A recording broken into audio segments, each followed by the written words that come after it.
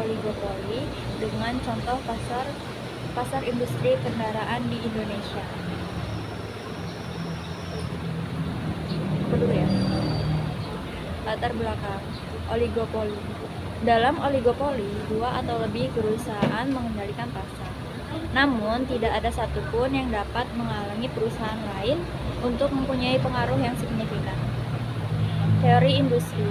Menurut BPS 2021, industri merupakan sekumpulan organisasi yang merupakan cabang kegiatan ekonomi sebuah perusahaan atau badan usaha sejenisnya sebagai tempat seseorang bekerja berdasarkan klasifikasi lapangan usaha di Indonesia. Menurut Hasibuan 1994, dalam ruang lingkup mikroindustri adalah sekumpulan perusahaan yang menghasilkan barang ataupun jasa yang bersifat homogen maupun substitusi. Ini sebaca. Menurut Rahmawati dan Rismayani 2018, sektor industri yang menyumbang ekonomi terbesar adalah industri kendaraan bermotor roda 4 atau lebih yang telah berkembang sangat pesat. Terlihat dari banyaknya brand yang masuk dan membuat persaingan semakin ketat. Berbagai macam pabrikan kendaraan tergabung dalam Gakindo di Indonesia, termasuk Toyota, Daihatsu, Honda, Suzuki, Mitsubishi, Fuso, Nissan, Isuzu, Hino, Mazda, Wuling, Flat, dan 25 brand lainnya. Perkembangan brand kendaraan bermotor roda 4 di Indonesia sangat fluktuatif, dengan penurunan jumlah brand pada tahun 2017 dan 2018. Pasar brand mobil mewah di Indonesia mengalami penurunan signifikan dalam beberapa tahun terakhir. Brand impor seperti Chevrolet, Ford,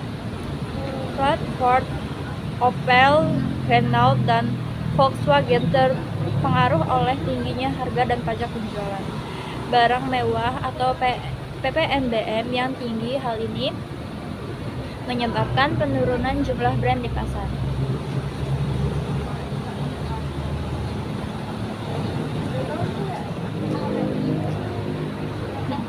Ketawa, nggak ada. Persaingan antara Honda dan Toyota tidak terjadi secara signifikan karena penurunan keduanya seimbang. Pergeseran pasar menjadi pertanyaan menarik di masa depan.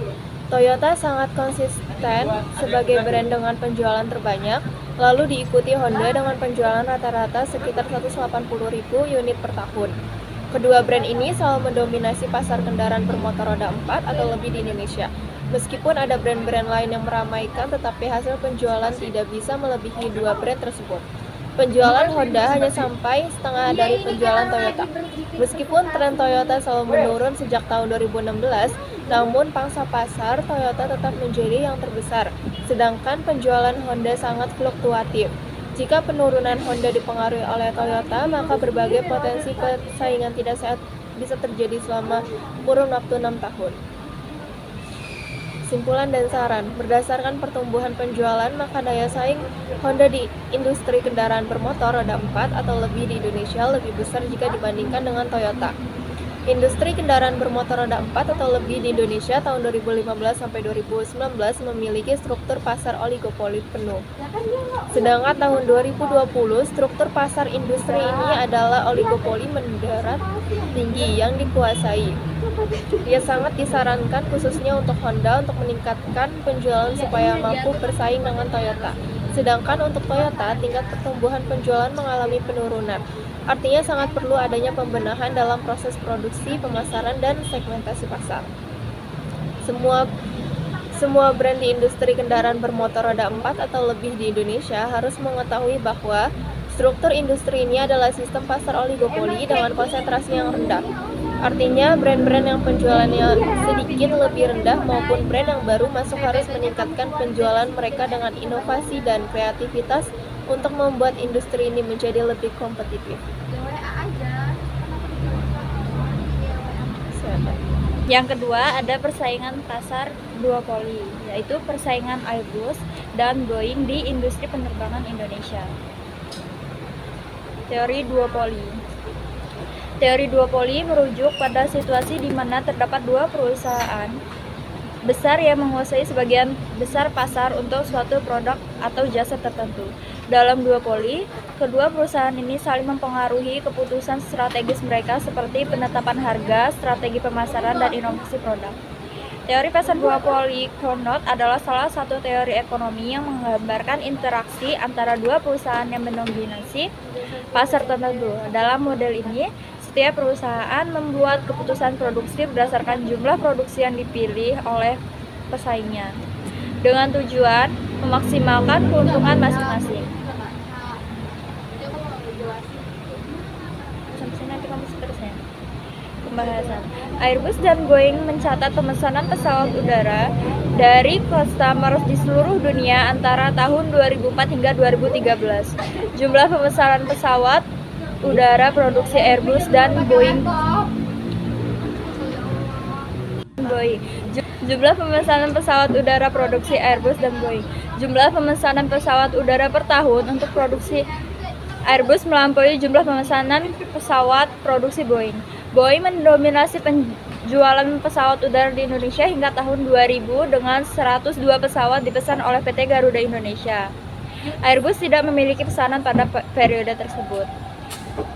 Airbus mulai memasuki pasar Indonesia pada tahun 2001 hingga 2013 dengan total 295 pesawat terjual. Garuda Indonesia memesan 61 pesawat dan Lion Air memesan 234 pesawat.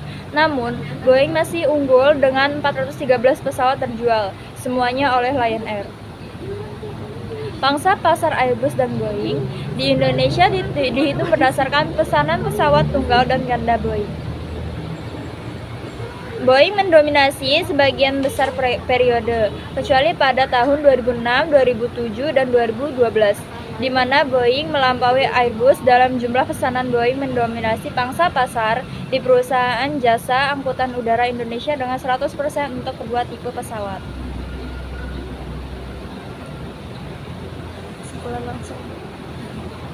Kesimpulan, berdasarkan hasil dan pembahasan dapat diambil beberapa kesimpulan sebagai berikut. Pada kurun waktu 2004 sampai dengan 2013, jumlah pemesanan pesawat udara produksi Airbus dari customer di seluruh dunia melebihi pemesanan pesawat udara produksi Boeing, yaitu sebanyak 8.322 pesawat udara. Boeing mencatat pemesanan pesawat udara sebanyak 7.869 pesawat udara. Perusahaan jasa angkutan udara Indonesia yang melakukan pemesanan pesawat udara produksi Airbus dan Boeing hanya dua perusahaan, yaitu PT Garuda Indonesia dan PT Lion Air. Jenis pesawat udara yang dipesan oleh PT Garuda Indonesia dan PT Lion Air dari Airbus dan Boeing adalah B737 series dan A320, B747, B777, A300, dan A330. Pada kurun waktu sampai dengan tahun 2000, penjualan pesawat udara berlorong tunggal maupun berlorong ganda di perusahaan jasa angkutan udara Indonesia didominasi oleh Boeing, di mana pangsa pasar Boeing di perusahaan jasa angkutan udara Indonesia untuk kedua tipe pesawat tersebut adalah 100% pada kurun waktu 2001 sampai dengan 2013. Airbus mulai memasuki pasar perusahaan jasa angkutan udara Indonesia dengan mengambil 38,8%. Pangsa pasar penjualan pesawat udara berlorong tunggal, sedangkan untuk penjualan pesawat udara berlorong ganda, Airbus mendominasi dengan pangsa pasar sebesar 87,8%.